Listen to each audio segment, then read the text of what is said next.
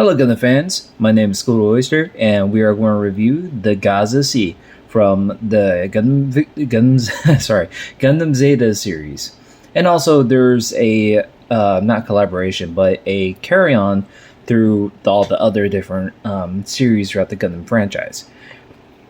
So, the Gaza Seas were manufactured by Zeon Axis Power during on. I want to say they were not introduced. These Gaza Seas were not introduced during the Stardust Memory, even though you do see the Axis fleet showing up on Stardust Memory at the near end of the show that they're mentioning of it.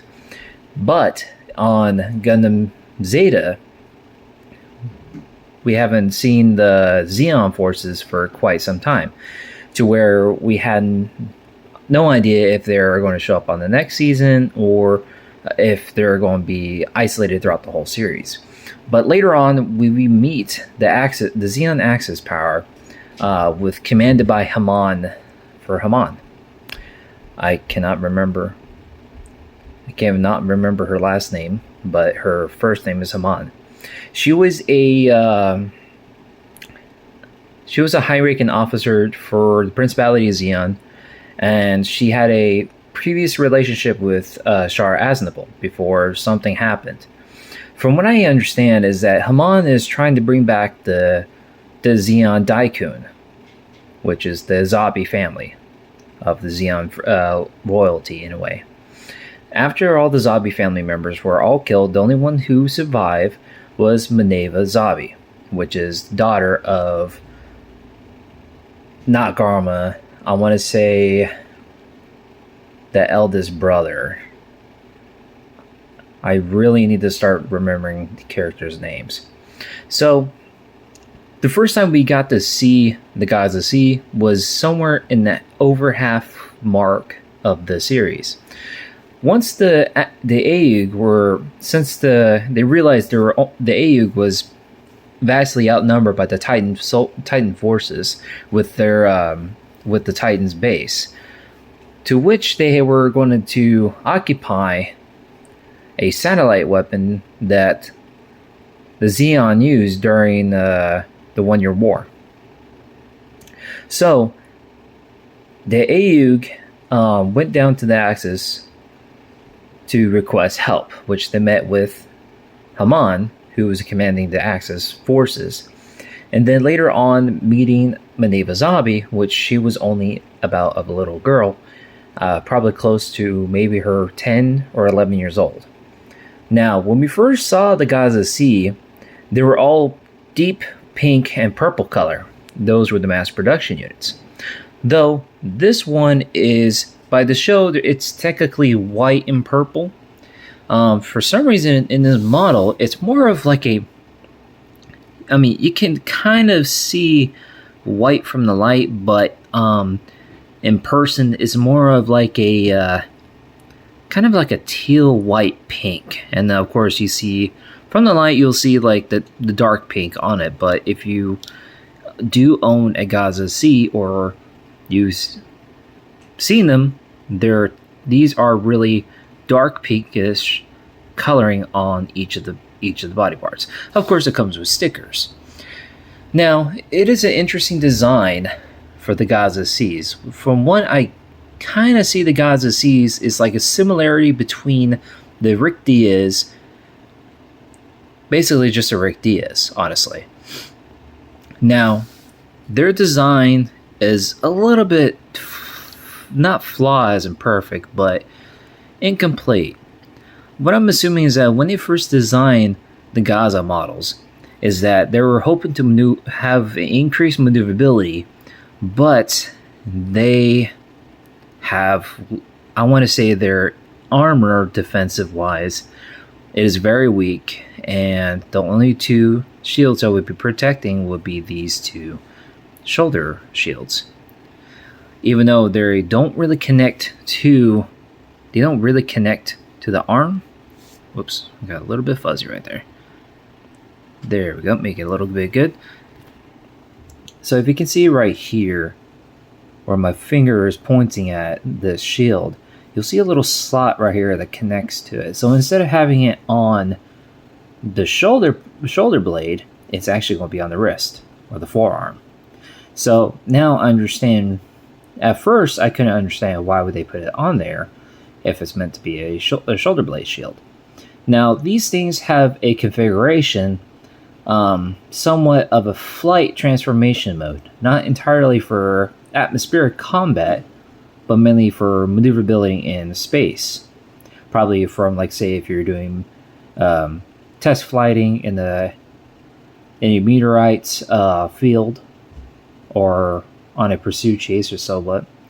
Now, another thing is that the beam rifle is technically attached to the right side of the chest plate, to where the green color right here is actually the scope. And also you get a little bit of green right here. Now, I'm not too certain if this beam rifle that is attached to it either helps the pilot to have it on the side to where its hand is currently free to use for close combat, which this model does come with 2 standardized beam sabers. And also you get the little fist you can put in the beam saber as well. And you also get another hand where it'll be opened up. Let me zoom in on that. Not zoom in, but make it clear. So right here, it'll be folded up, kind of like you're trying to hold on, let's say an AK-47 on the foreign grip, I would say, or the body of it. Now, the reason why that the shields I'm mentioning is that it's stuck on the forearm is that it is meant for a transformable position, like I mentioned. It's not really meant for atmospheric. Technically, they can with the colony, with the colony's gravitational system, just not in Earth atmosphere, from what I believe. Mainly, there are other 3 different color. Technically, yes, 3 different color variants of the Gaza Sea. This one is obviously being piloted by the Haman because her favorite color is white and pink, with her cubulae. The other version I mentioned was the regular pink and dark pink. Now, another version of it, technically there are 4 versions, sorry. The other version of it would be from Double Zeta Gundam, to where instead of it being pink and dark pink or purple, they changed the color coloration of dark blue and pink. Don't know why they like pink, but they did. Now, after the Zeta Gundam, and also I want to say the Char's Counterattack, that's when we got to the Unicorn Gundam franchise. We do see the Gaza Seas, but in the sleeves color coloration. So it's all dark green. Sorry, light green and dark green. Still has the same build as the same model of the Gaza Sea and same transformation, but it is it's a darker green kind of color to represent as a Xeon type mobile suits. Now, as far as I can tell, I'm not too certain if there are other variants throughout the Gundam franchise with Xeons have made in the past wars, or possibly made for other situations. Now, I do want to mention that this big thing on the back, I want to say I haven't seen any of them use this in the show, but in the game on the SD Gundam games, I have seen this shoots out like a not like a beam cannon, but like a small cannon version, basically shoot out a much more powerful beam. Now, I can't say if their power supply has enough force to take down either a very strong mobile suit or a single ship with this power. Now, let me try to transform it for you guys real quick. Hold on. And here is the transformation of the Gaza Sea. It is kind of a unique posture to where it is kind of like, how do I put it? Think of it as like a submarine that has, I wouldn't say grapple claws, but I would say arms to where you needed to, I'm gonna say, hold on to surfaces.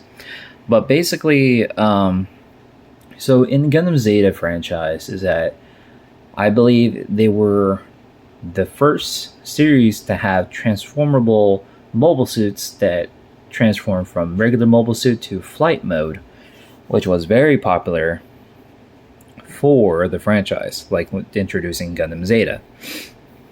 But the Gaza Seas, they have a weird unique feature when they're in flying mode or mobile armor mode per se.